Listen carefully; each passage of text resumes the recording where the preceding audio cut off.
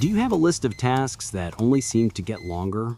Do you live with that constant low-level anxiety of knowing you should be doing something, but you just can't start? We've all been told that procrastination is the enemy of success, that to achieve anything, we must defeat it with discipline and willpower. But what if that's a lie? I recently tracked down a figure whispered about in elite productivity circles. They call him the lazy procrastinator. He's not a productivity guru with the perfect schedule. In fact, he admits to being one of the laziest people you'll ever meet. He thrives on waiting until the last possible moment. Yet he has never missed a deadline in his life. He produces high-quality work under pressure while others crumble. He has turned procrastination from a weakness into his most powerful weapon. He agreed to share his secrets, his 3 counterintuitive tricks that are a cheat code for getting things done. He says most people fail because they try to fight procrastination. He says they should use it. After hearing his answers, I realized this isn't just about productivity. It's a new way of looking at work, stress, and time itself. This is the unfair advantage for anyone who has ever felt guilty about putting things off. Pay close attention to all 3 tricks, but especially the last one. It's the secret that allows him to produce incredible results with almost zero stress. Most people see procrastination as a personal failure. They feel guilty, stressed, and overwhelmed by the tasks they keep putting off. They try to fix it with planners, apps, and sheer willpower, but they always fall back into old habits. What is the biggest mistake people make when dealing with their own procrastination? The biggest mistake is believing procrastination is a problem to be solved. It's not. Procrastination is a signal. It's your brain telling you something important about the task. Either it's not clear, it's not meaningful, or you're afraid of the outcome. People who try to crush procrastination with brute force are like sailors trying to fight the wind. They exhaust themselves and go nowhere. I don't fight the wind. I adjust my sails. So, procrastination is a signal, not a flaw. That's a huge shift in perspective. This sounds like your first trick. What is it, and how does a lazy procrastinator use it to actually start working? My first trick is the 5-minute bet. The biggest hurdle is starting. The task feels too big, too overwhelming. So I make a bet with my brain that I can't lose. I tell myself I will only work on this for 5 minutes. After 5 minutes, I have full permission to stop and go back to doing nothing. The lazy application is that it's an incredibly small commitment. Anyone can endure anything for 5 minutes. But here's the secret. Starting is the hardest part. Once you begin, Newton's first law takes over. An object in motion stays in motion. More often than not, those 5 minutes turn into 15, then 30, then an hour. I've tricked my brain into overcoming the initial inertia, and on the days it doesn't work, I stop after 5 minutes, guilt-free. I kept my promise. But I've planted a seed, and the task is no longer an unknown monster. It's just something I worked on for 5 minutes. That's a brilliant way to trick the brain into starting. But what about the pressure of a huge project with a deadline far in the future? That's when procrastination is at its worst because there's no immediate urgency. How do you handle that?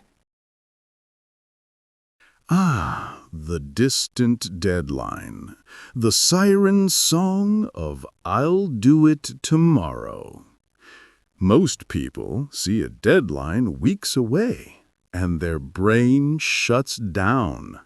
There's no adrenaline, no pressure. My second trick is the artificial war. I don't wait for the deadline to create urgency. I manufacture it. The lazy application is to break the project into smaller pieces and assign them absurdly short, fake deadlines. If I have a month to write a report, I don't plan to work on it a little each day. That never works. Instead, I tell myself the outline must be done by the end of this hour. Or, the first 2 pages must be finished before I can eat lunch. I create a series of small, intense sprints.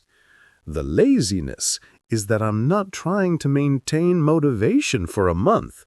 I only need to find it for an hour. This harnesses the power of procrastination, the focus that comes from pressure, but on my own terms.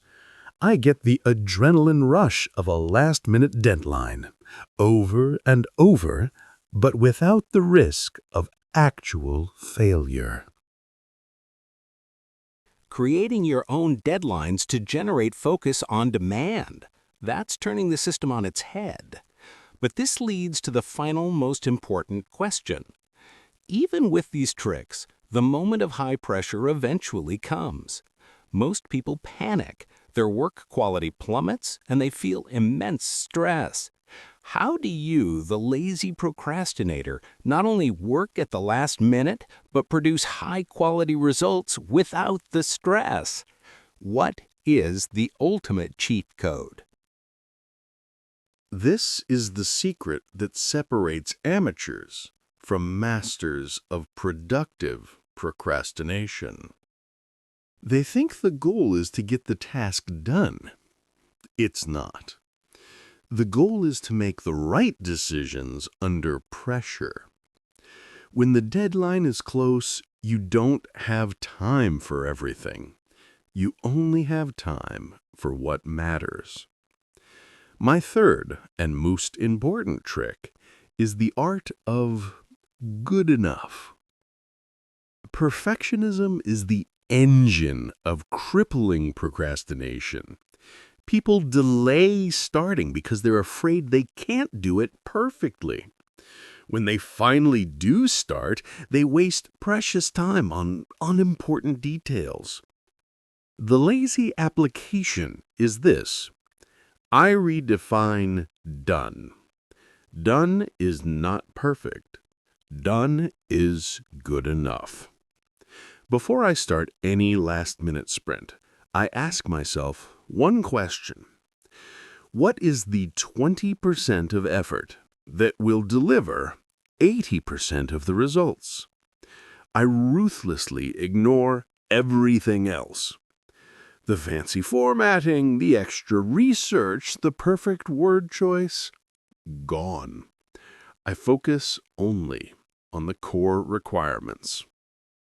This is the ultimate lazy hack because it liberates you from the stress of perfection.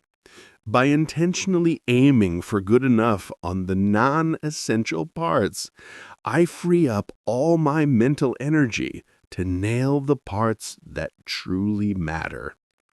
The result is a high-quality final product, delivered on time, without the anxiety of trying to make every single detail perfect. It's not about lowering your standards. It's about applying them only where they count. The 5-minute bet, the artificial war, and the art of good enough. 3 simple, counterintuitive tricks that reframe everything we've been taught about productivity. The lazy procrastinator showed me that the goal isn't to kill procrastination, but to tame it, to turn it from a source of anxiety into a tool for focus. It's not about being lazy, it's about being efficient. It's about understanding that the pressure of a deadline isn't a threat, it's a spotlight, forcing you to see what truly matters. By embracing this mindset, you don't just get more done. You do it with less stress, more clarity, and a sense of calm control that most people will never experience. This is more than just a productivity hack. It's a philosophy, and it's an unfair advantage. If these insights gave you a new perspective, show your support by liking this video. It tells us we're on the right track. And if you want to keep receiving these cheat codes to life, productivity, and self-improvement, make sure you subscribe to The Unfair Advantage and turn on notifications. You don't want to miss who we interrogate next. Thank you for watching. Now go get it done, or don't. You know the secret now.